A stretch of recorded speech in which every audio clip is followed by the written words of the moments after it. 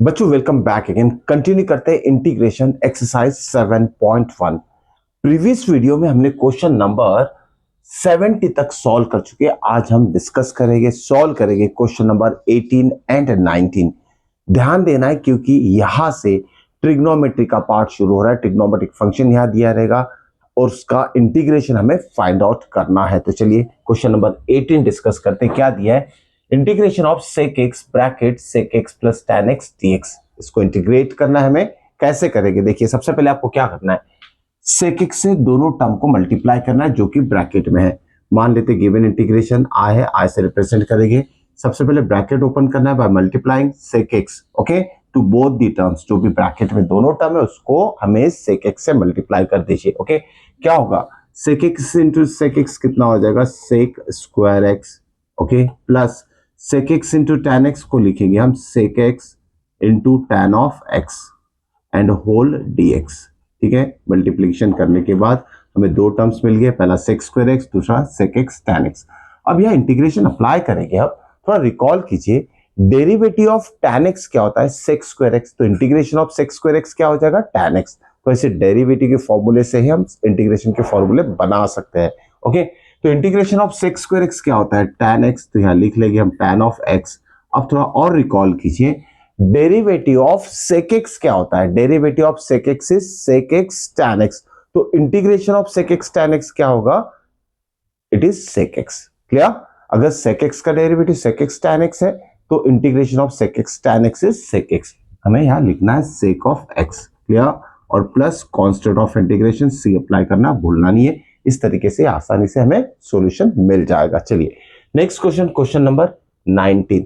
थोड़ा यहां ध्यान देने लायक है। ठीक है, अब देखिए बच्चों, इस तरीके के क्वेश्चन अगर आ जाए तो कंफ्यूजन जरूर क्रिएट होता है। इसे सॉल्व करना आपको आना चाहिए। ओके, तो यहां देखिए क्या होगा।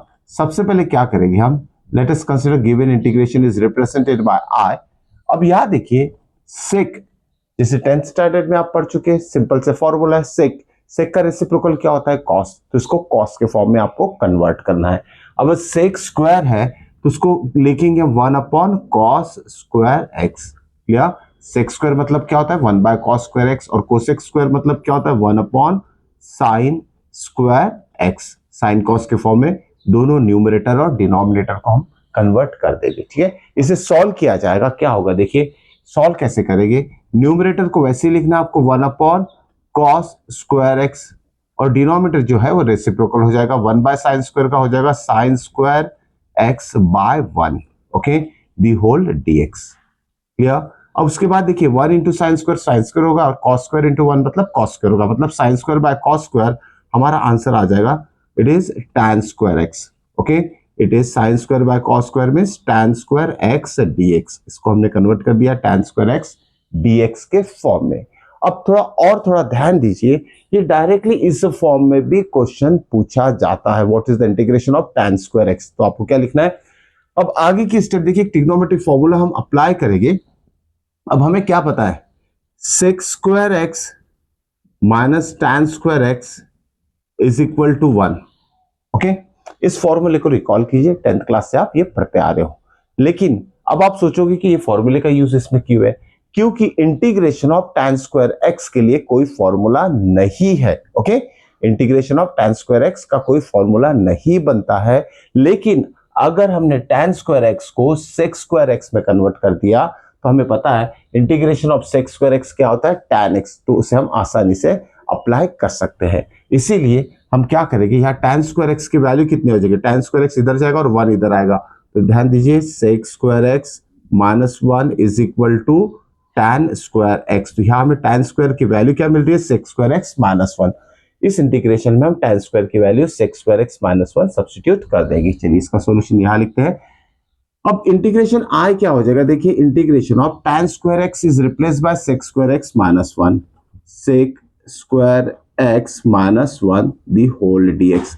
अब यहां हम इंटीग्रेशन अप्लाई कर सकते हैं। हमारे पास फॉर्मूला है सेक स्क्वायर एक्स का। Integration of sec square x क्या लिखा था हमने? tan x। तो यहां भी क्या हो जाएगा? Integration of sec square x tan of x।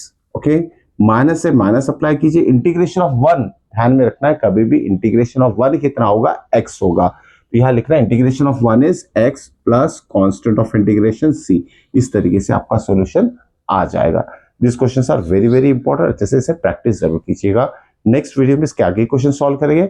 मिलते हैं नेक्स्ट वीडियो में, टिल देन गुड बाय।